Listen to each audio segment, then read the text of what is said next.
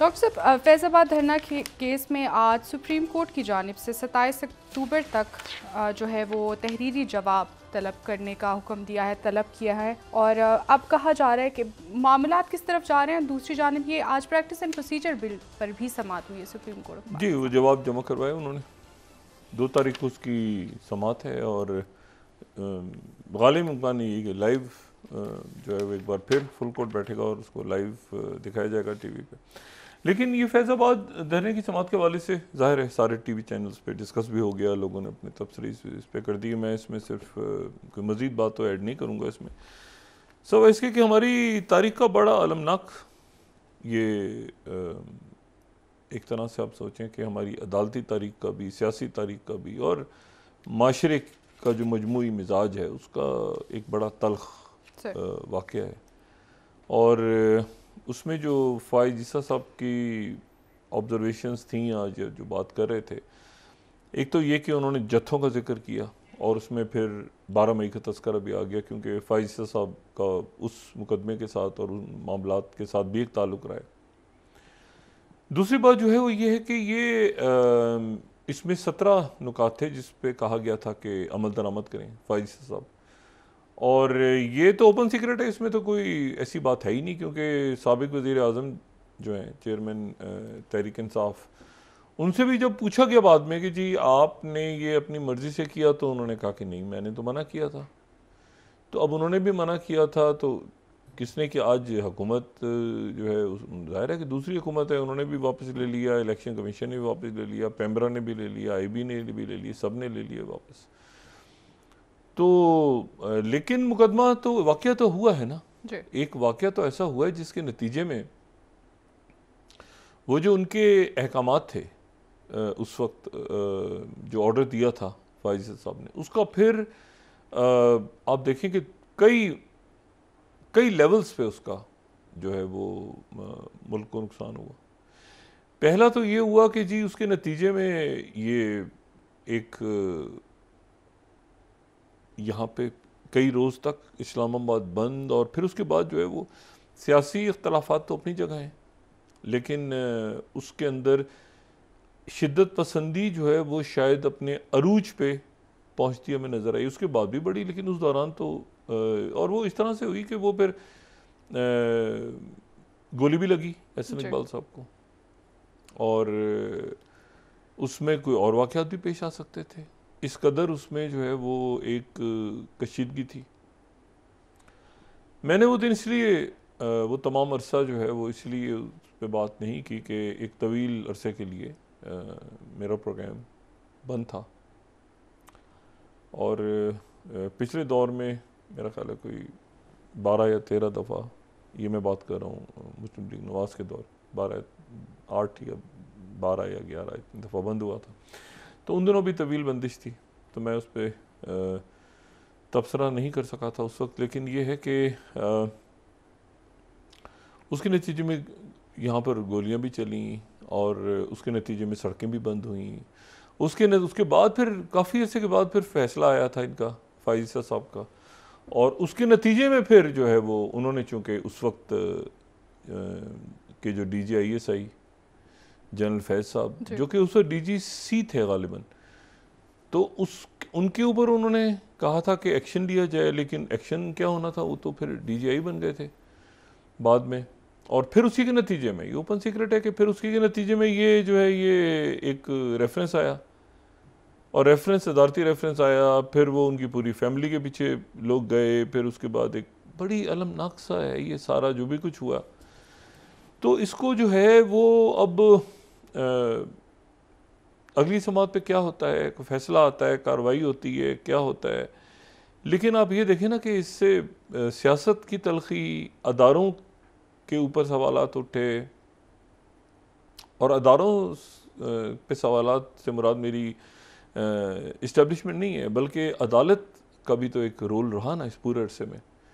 और ये मामलात पड़े रहे अपनी जगह, और न सिर्फ पड़े रहे बल्कि वो रेफरेंस भी बन गया फ़ाइज़ ईसा साहब पे, और हर एक को पता था कि क्यों बना है रेफरेंस।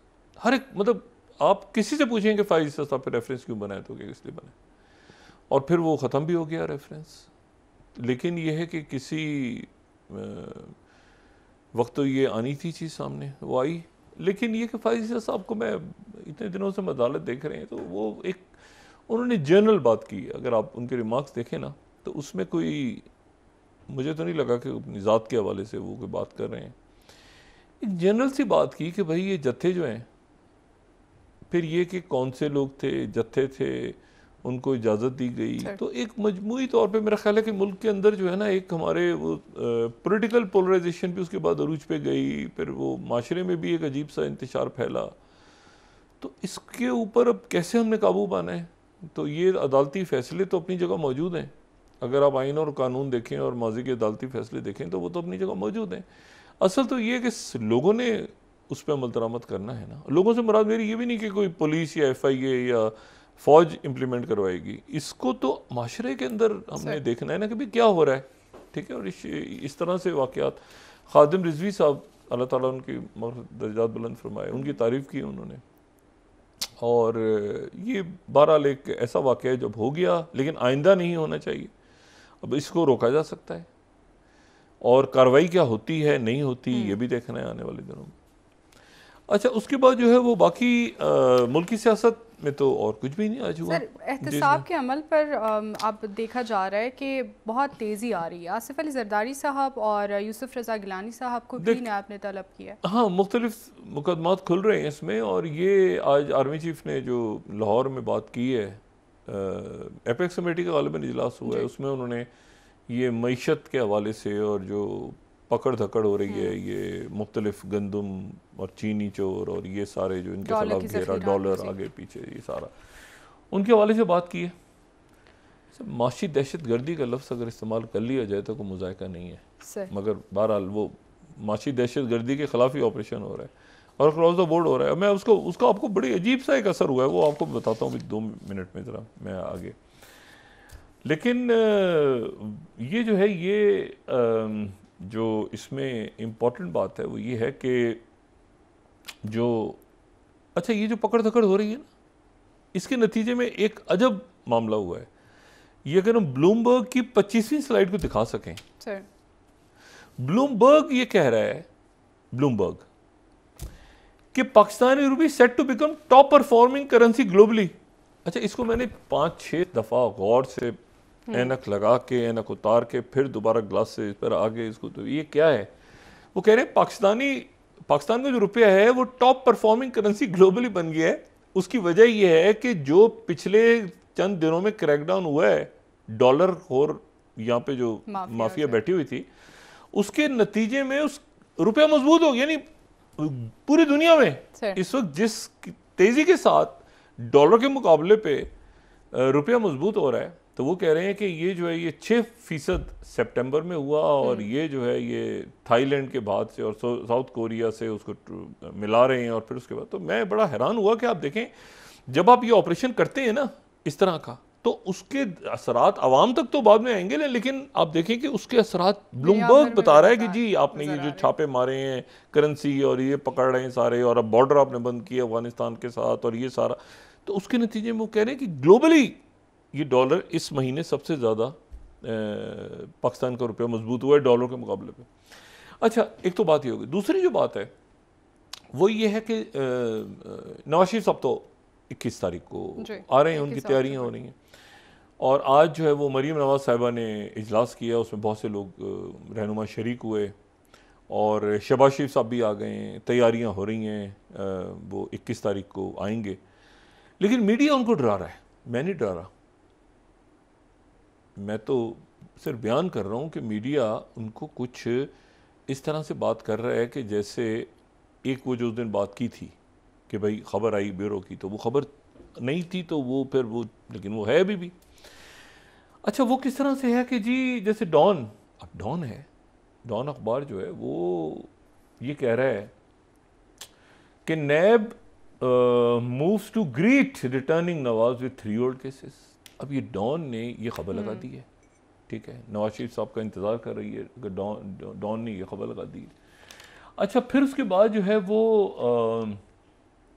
ट्रिब्यून जो है वो कह रहा है कि जी नवाज शरीफ साहब जो हैं उन्होंने अपना बयानिया, ये एक्सप्रेस ट्रिब्यून भी कह रहा है और जो रोज़नामा एक्सप्रेस है वो भी ये खबर लगा रहा है कि जी वो अब जो है वो बात नहीं करेंगे, वो अपनी इकॉनमी के हवाले से बात करेंगे, वो फैज़ हमीद साहब का जिक्र भी नहीं करेंगे, बाजवा साहब का जिक्र भी नहीं करेंगे, इकॉनमी का जिक्र करेंगे। और इसी खबर को जो है वो फिर एक्सप्रेस ने भी उर्दू में लगाया है। अच्छा, ये फ्रंट पेज पे छपी हुई है खबरें।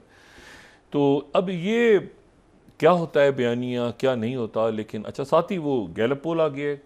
गैलप पोल जो है वो तो ज़ाहिर है कि अजीब सा ही है। उसको अंसार अब्बासी साहब ने जंग के फ्रंट पे आज शाये की है उसकी खबर। और वो जो है वो कह रहे हैं कि सबसे ज़्यादा जो अदारों में वो फ़ौज मकबूल है, फिर अदालतें हैं 56%, फिर इलेक्शन कमीशन है, फिर बल्दियाती हुकूमतें हैं, 55% पुलिस है। अच्छा, फिर वो पंजाब में फ़ौज की मकबूली 90% है, सिंध में 88% है। ये सारा हो गया। लेकिन मसला ये है कि वो सियासतदान जो है वो फिर उनको उन्होंने कैटेगराइज किया है और वो कह रहे हैं कि जी साबिक वज़ीर आज़म जो है वो 60% हैं, सबसे ऊपर हैं। उनके बाद साद रिजवी हैं, फिर परवेज इलाही हैं, दोनों 38% पे हैं। शाह महमूद 37% पे, नवाज शरीफ 36% पे, शहबाज शरीफ 35% पे, मरियम नवाज साहिबा 30 पे, शाहिद खान जो है और दीगर फीसद पंजाब में देखें तो फिर वो साबिक वज़ीर आज़म ऊपर, साद रिजवी ऊपर, परवेज इलाही ऊपर। अच्छा जी, शाह महमूद। अच्छा, इसमें जो अजीब सी बात है कि बिलावल भुट्टो है ही नहीं, जो आखिर में जिक्र हो रहा है। यानी मकबूलियत की फहरिस्त में बिलावल भुट्टो है ही नहीं। तो ये गैलप ने कैसे किया है, कहाँ किया है, खुदा जाने। मगर चूंकि गैलप की उनकी वेबसाइट पर भी है और सारा मौजूद है, तो इसलिए अब ये यकीनन नवाज शरीफ साहब भी देख रहे होंगे कि भाई अंसार अब्बासी साहब ने इसी को कोट किया है। और ये इंग्लिश में भी है और ये उर्दू में भी, द न्यूज़ में भी है और उधर भी है और डॉन में भी छपा हुआ है और एक्सप्रेस में भी छपे हुए हैं। तो ये बहरहाल ये, लेकिन असल बात यह है कि नवाज शरीफ साहब आ रहे हैं। अब वो बयानिया उनका क्या होता है क्या नहीं। मोहम्मद ज़ुबैर साहब ने भी आज बात की तो इकॉनमी के हवाले से वो बात ज़्यादा कर रहे थे। और अब एक आध दिन मिल गया वो इसके ऊपर धरना केस के ऊपर बात करने का, तो वो मामला चले गए पीछे। लेकिन ये कि इसकी आड़ में हो सकता है जिक्र विक्र करते रहे, लेकिन ये बयानिया जो नवाज शरीफ साहब का होगा वो ही होगा अभी तक। या क्या होता है वो देख रहे हैं। लेकिन नवाज शरीफ साहब ने फैसला खुद करना है ना अब ये तो। अच्छा, लेकिन ये जो स्टोरी है ना एक्सप्रेस ट्रिब्यून की, ये बड़ी इंटरेस्टिंग है। उसमें यह है कि नवाज शरीफ साहब अगर वज़ीर आज़म बनते हैं तो ये तय हो गया है कि पंजाब के वज़ीर आला जो हैं उस सूरत में शहबाज शरीफ साहब ही होंगे। यानी ये एक्सप्रेस ट्रिब्यून की जो स्टोरी है उसमें ये लिखा हुआ है आगे कि नवाज शरीफ साहब अगर वज़ीर आज़म बनते हैं तो पंजाब उस सूरत में शहबाज शरीफ साहब जो है वापस पंजाब को देखेंगे। बहरहाल ये तो बाद में इलेक्शन होंगे, क्या होगा तब होगा, जब होगा सब होगा।